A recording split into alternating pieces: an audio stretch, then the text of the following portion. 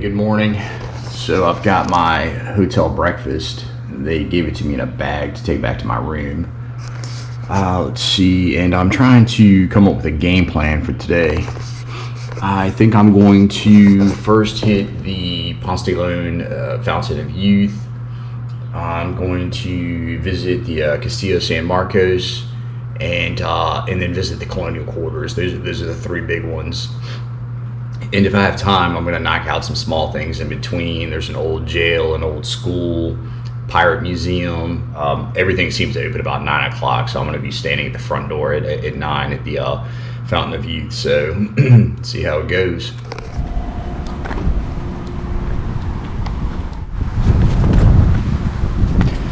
Okay, so this oak tree, reputed to be well over 800 years old. What?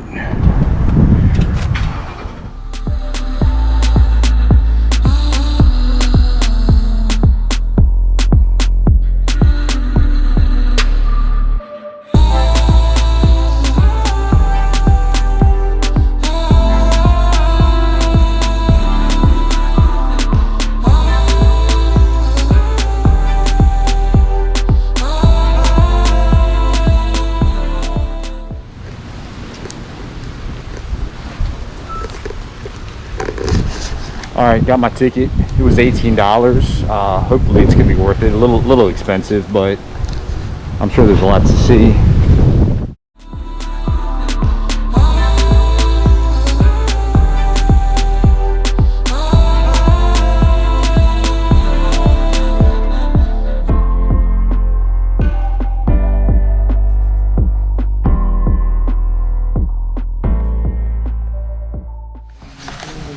Here, the Fountain of Youth.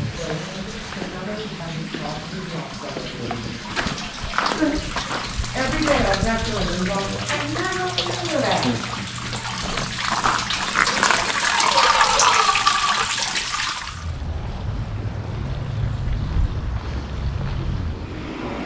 That's pretty cool. Spanish galleon.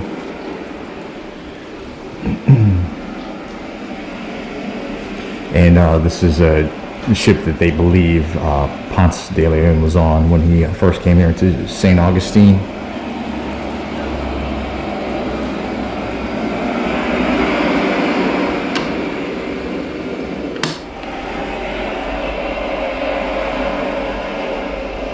Caravel.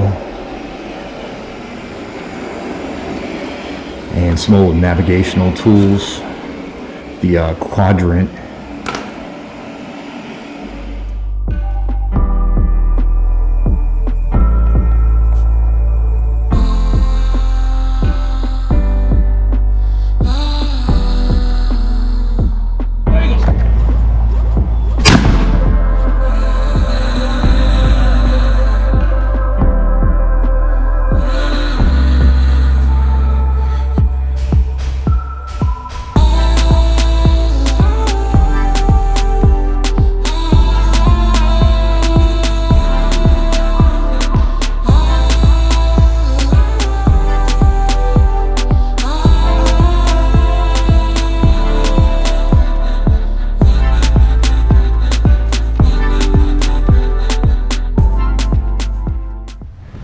Alright, so some treasure hunters found these cannons.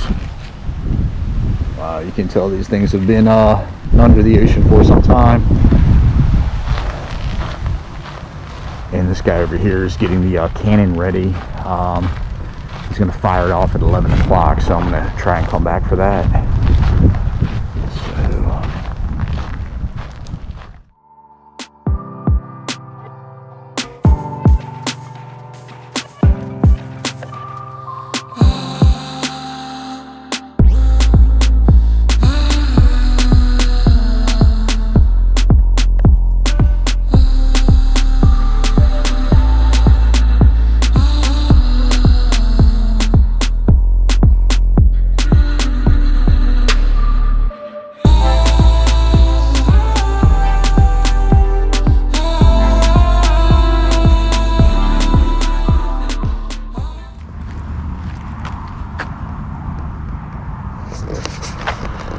All right, so yeah, some pretty cool monuments dedicated to Ponce de Leon.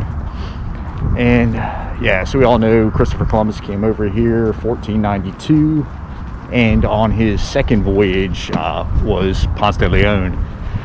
And he would go on to become a military leader, and he was commissioned to come back over here and explore the Caribbean. And yeah, he went on to become the governor of Puerto Rico. That was short-lived. He was ousted and replaced by Christopher Columbus's son. So anyway, he went back to exploring, and that's when he came up here to St Augustine. And that would be in 1513. And legend has it he was looking for that fountain of youth, but in reality, most likely he chose this area to be a port because there is a ocean current, a Gulf Stream shooting out from northern Florida up to the Mediterranean, and it would cut off the travel back to Europe. Yeah, so anyway, yeah, so he claimed the place 1513. When he arrived, he saw a bunch of flowers, so he called it La Florita, something like that. Basically, he called it Florida, meaning land of flowers. And he went back to Spain. He was knighted, and then he was sent back out here in 1521 to establish the first large-scale settlement.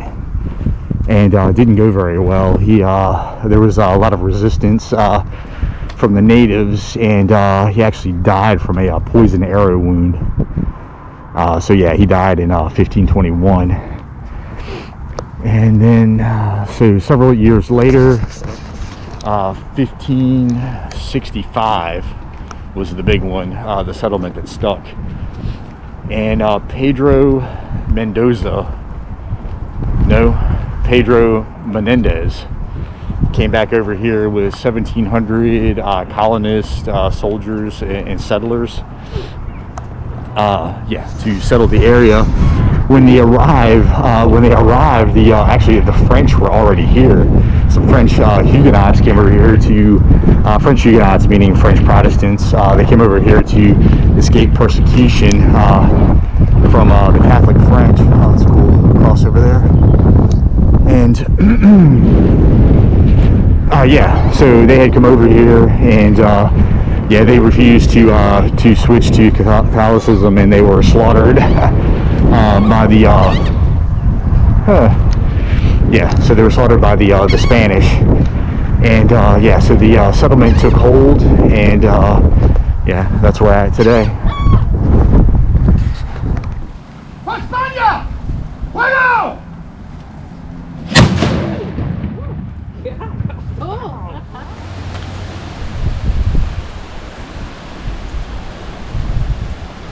Pretty cool statue dedicated to Pedro Menendez.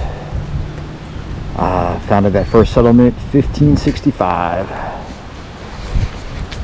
Alright, so that's it for the Fountain of Youth, and now I'm headed to the Castillo de Marcos.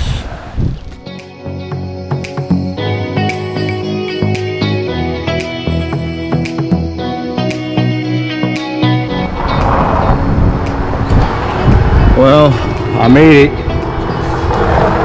Today's Monday, so fort's closed. Grounds are open, so I'm going to walk around, of course.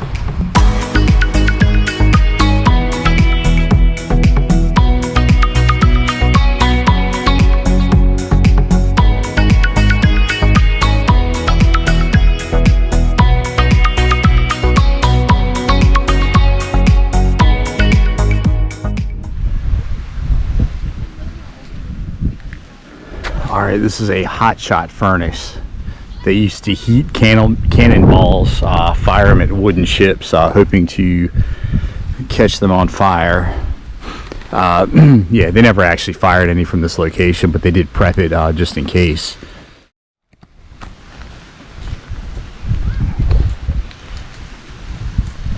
Looks like some bullet holes over here. I'm just guessing.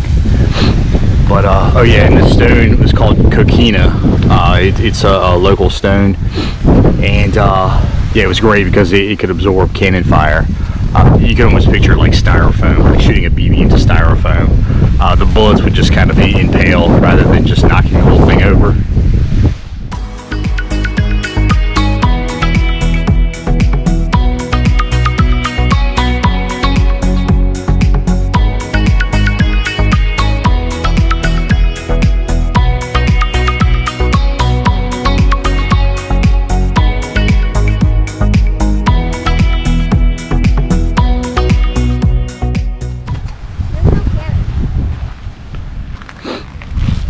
So this area actually is a moat, and it looks like there's actually a drawbridge up here.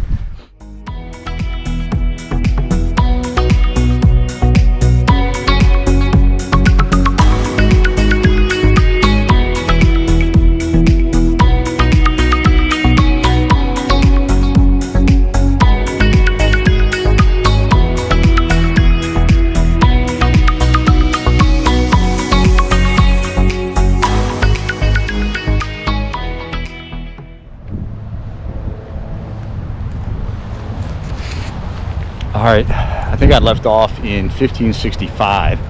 Pedro Menendez had established St. Augustine as a permanent settlement, and quickly became a popular port town, and became vulnerable to pirate attacks.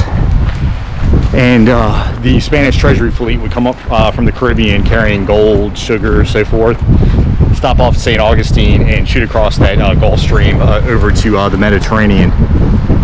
And yeah, I can tell you, Sir Francis Drake attacked 1586, burned the place down. A couple other big pirate attacks. So in 1672, the Queen ordered this stone fort be built, and took 23 years to complete. And it helped maintain Spain control over Florida for, I guess, about another 80 years until 1763. That's when Spain lost to England. The 7 Years' War, and yeah, it was given over to England to control for about the next 20 years until the Revolutionary War, when of course England lost, and part of the settlement in the Treaty of Paris, control was given back to Spain. So just to finish up, Spain was in control again until, don't want to get my dates mixed up, 1821, may have been 1822. But yeah, that's when it became a U.S. territory, and eventually in 1845 it became a state. So there you go.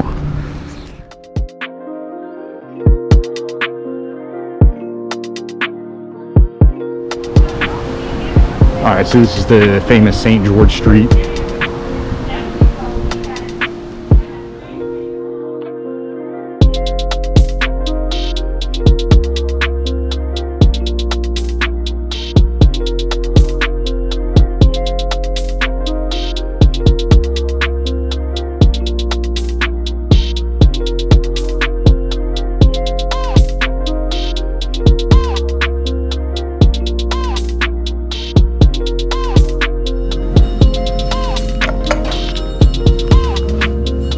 Well, good to see you. Welcome to the old school and to the mid-1800s.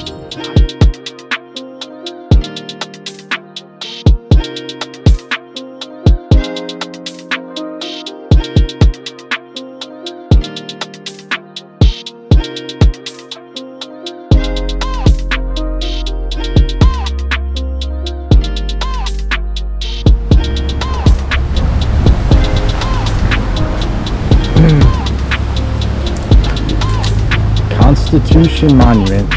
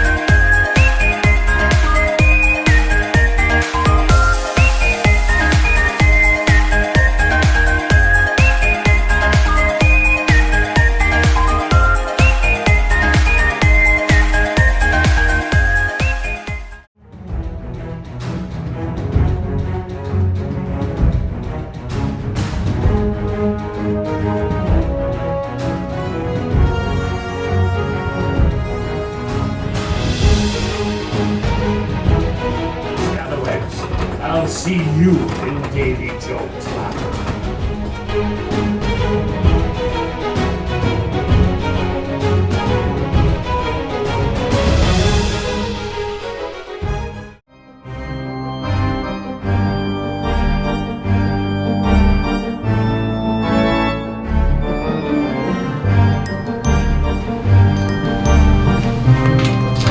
Thank you. Have a nice day.